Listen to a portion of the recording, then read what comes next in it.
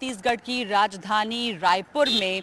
और यहाँ पे चुनाव जो दूसरे फेज का है उसके लिए बस अब 2-3 दिन बचे हैं। 17 तारीख को दूसरे दौर की वोटिंग है और इस दौर में काफ़ी महारथियों का मुकाबला होना है और रणभूमि में खुद मुख्यमंत्री भूपेश बघेल भी हैं जो पाटन सीट से चुनाव लड़ रहे हैं। तो कुल 70 सीटों के लिए वोटिंग अभी होनी बाकी है। उसमें बहुत ज़्यादा शहरी क्षेत्र भी हैं, जो नक्सल प्रभावित इलाके हैं उनमें वोटिंग हो चुकी है। तो आज हम चलेंगे मुख्यमंत्री के साथ एक कैंपेन के दौरान उनकी एक जनसभा को देखने के लिए भी कि क्या मुद्दे हैं लोगों के और क्या इस दफा कोई सत्ता विरोधी लहर है। बीजेपी की तरफ से भी राजनाथ सिंह, अमित शाह, प्रधानमंत्री आ चुके हैं।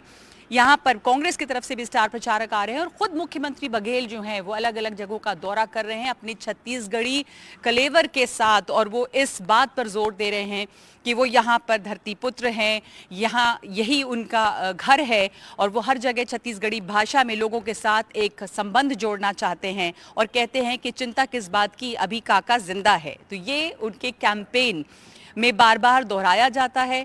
और दूसरी तरफ मोदी की गारंटी की भी बात होती है। तो आज देखेंगे छत्तीसगढ़ के कुछ इलाकों में चुनावी मूड क्या है। चलिए मेरे साथ।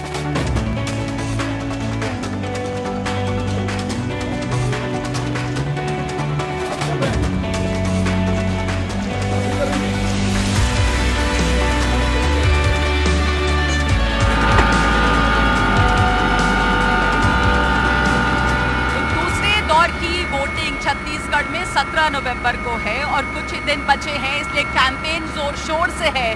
मुख्यमंत्री भूपेश बघेल इस समय चुनावी दौरे पर हैं और हम आज उनके साथ मौजूद हैं। सारंगगढ़ अभी हम जा रहे हैं, लेकिन इसके पहले आपने कई सभाएं और कर ली हैं पहले से। नहीं, ये वो तो जो दीपावली के बाद जो गौरा गौरी पूजा होता है दूसरे दिन आदिवासी समाज के द्वारा आयोजित होता है, उसमें सम्मिलित हुआ। एक हमारे यहाँ और गोवर्धन पूजा के दिन खिचड़ी भी खिलाते हैं, तो वो भी रस्म करने के बाद आदिवासी में 2 जगह कार्यक्रम, सुबह सुबह गौरा गौरी पूजा, दोनों में सम्मिलित हुआ। तो आपका रोज का यही कार्यक्रम रहता है, कैसी रहती है आजकल दिनचर्या?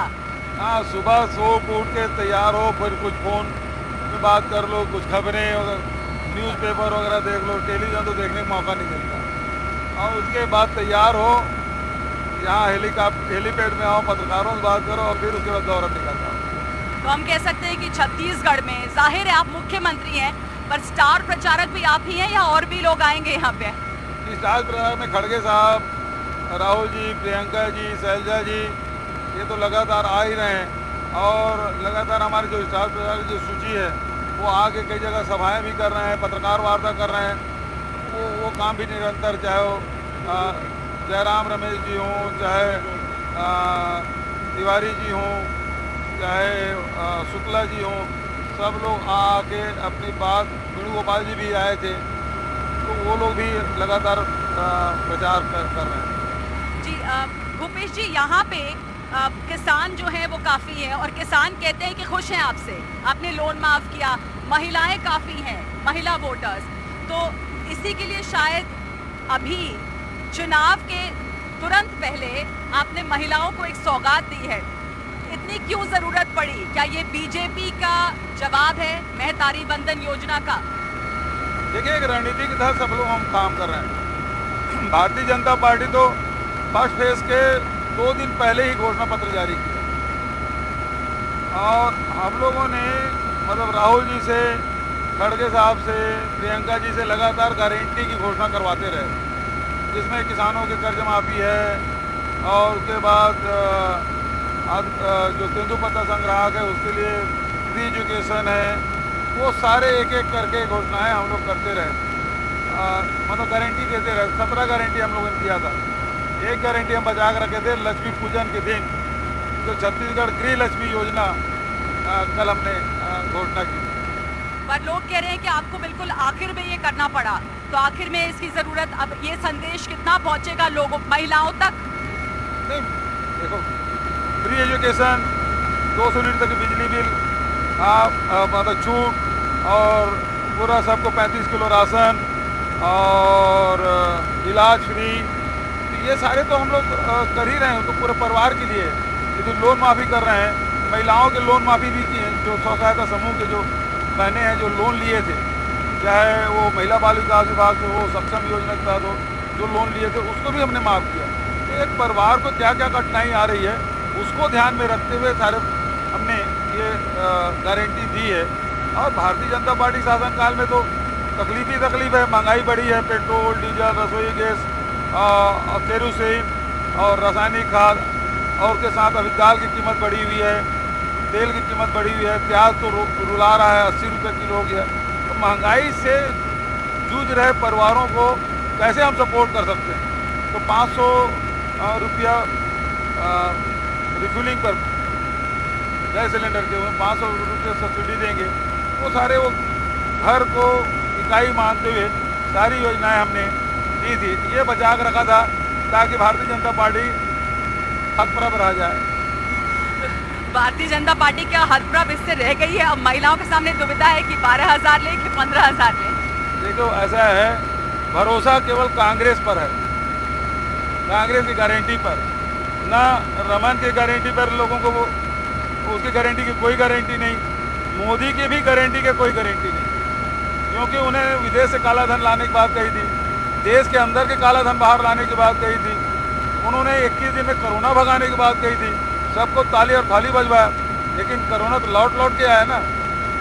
2 करोड़ लोगों को रोजगार देने की बात है, किसानों का आय दुगुनी करने की बात, ये केवल, और उसके गृह मंत्री खुद बोल चुके हैं ये जुमला है। तो जब जुमला है बोल चुके हैं तो किसी की विश्वास कैसे होगा? इनकी गारंटी की कोई गारंटी नहीं, लेकिन कांग्रेस के नेताओं की गारंटी पर छत्तीसगढ़ की जनता को भरोसा है। पर मोदी की गारंटी पर लोग विश्वास कर रहे हैं अभी भी, ऐसा लोगों का यहाँ पे कहना है। मैंने भी कुछ लोगों से बात की तो कहते हैं कि मोदी की गारंटी पर विश्वास है और पहले दौर के बाद शायद मुकाबला कड़ा हुआ है। बिल्कुल नहीं है, मोदी जी गारंटी पे कोई भरोसा नहीं कर। मैं पब्लिक से पूछता हूँ तो बोले इसके भरोसा हम नहीं करते। लेकिन कांग्रेस ने, राहुल जी ने जैसे कहा हम 10 दिन में किसानों की ऋण माफ़ी करेंगे, हम 2 घंटे के अंदर में शपथ लें, 2 घंटे के भीतर में किसानों की ऋण माफ़ी कर दिया था। 2500 रुपये क्विंटल में धान खरीदी किया था, 400 यूनिट तक बिजली बिल आधा किया था, 4000 प्रति माना बोरा की दर से तेंदूपत्ता खरीदा था, सब परिवार को 35 किलो अनाज दिया था। तो ये कांग्रेस ने जो गारंटी दिया था उस पर लोगों को भरोसा है। पर इस बार आप लोगों को नया क्या दे रहे हैं? आप तो सरकार में हैं, कई बार सत्ता विरोधी लहर भी होती है, लोग आपसे और क्या चाहते हैं? नया वादा, नया क्या देंगे अब? देखिए, एक तो ये है कि किसानों के, महिलाओं के, महिला स्व सहायता समूह के और ट्रांसपोर्टर के जो 2018 के पहले उनके जो टैक्स बकाया थे, इन सबको हमने माफ़ करने की बात कही। 3200 रुपया क्विंटल में धान खरीदी की बात है और 500 रुपया सब्सिडी गैस सिलेंडर भरवाने वाले, चाहे वो उज्ज्वला योजना के तहत हो, सामान्य जिन्होंने गैस सिलेंडर कनेक्शन लिया है, गैस का कनेक्शन लिया, उसको हम लोग दे रहे हैं। फिर 200 यूनिट तक के बिजली बिल में छूट है। और सबसे बड़ी बात यह है, देश में एजुकेशन है वो फ्री नहीं हुआ है, KG से PG तक, मतलब वो मेडिकल कॉलेज हो, इंजीनियरिंग कॉलेज हो, पॉलिटेक्निक हो, एग्रीकल्चर कॉलेज हो, नर्सिंग कॉलेज हो, कोई भी शासकीय कॉलेज में न एडमिशन फीस लगेगा न ट्यूशन फीस लगेगा। ये सबसे बड़ी बात इसमें हम लोगों ने जो घोषणा पत्र में लाया है। चुनाव के बिल्कुल बीच माहौल में एक नए घोटाले की बात हो गई, महादेव ऐप स्कैम। अब लोगों को इस पर क्या फर्क पड़ता है? जब आप जाते हैं तो लोग इसको लेकर सवाल पूछते हैं, कैसे असर डाल रहा है ये? देखिए, ये तो भाजपा और ED के द्वारा प्रायोजित कार्यक्रम है।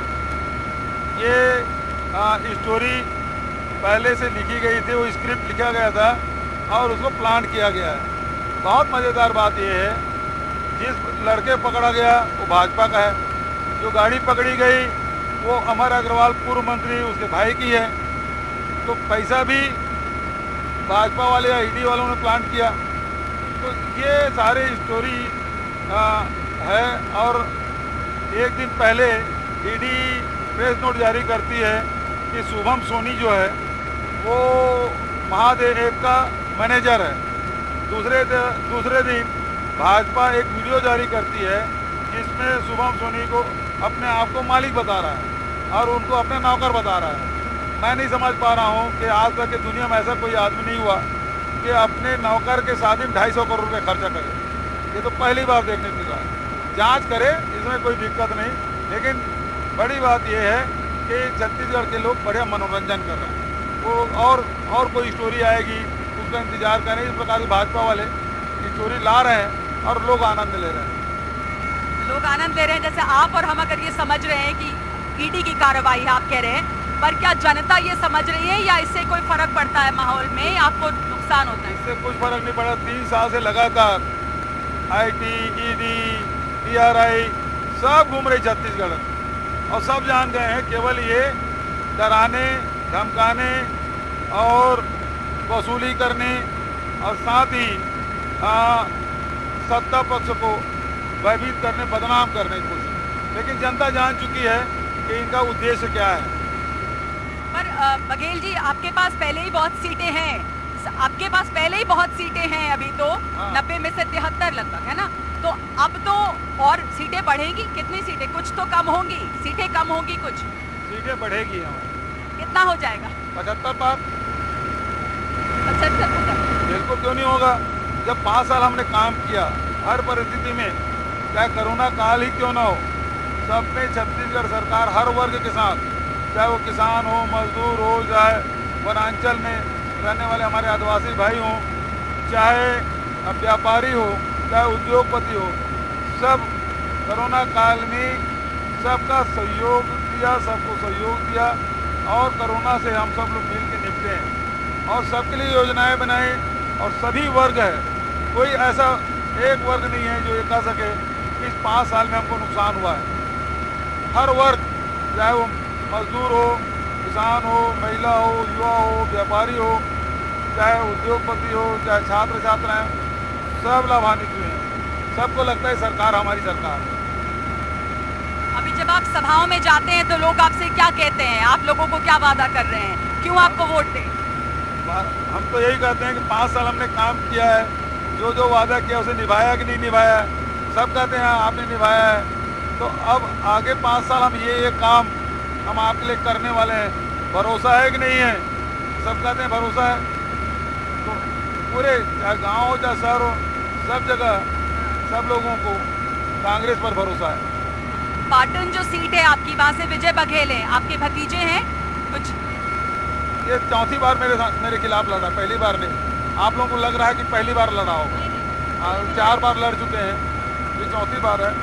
2 बार मात खा चुके हैं, अब इस समय भी मात खाएंगे।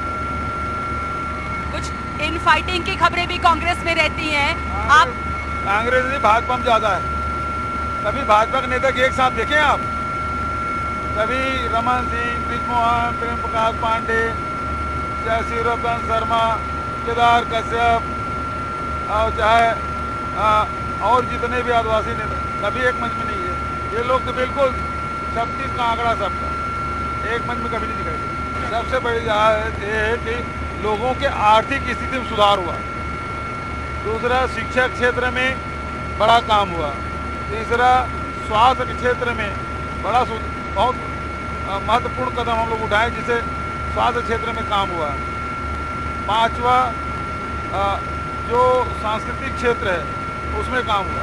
बहुत सारे काम जो ऑन गोइंग है हमारे, चाहे हमारे जो नरवा गरवा गुरुआबाड़ी जो प्रोजेक्ट है जो ऑन गोइंग है, उसको आगे बढ़ाने का।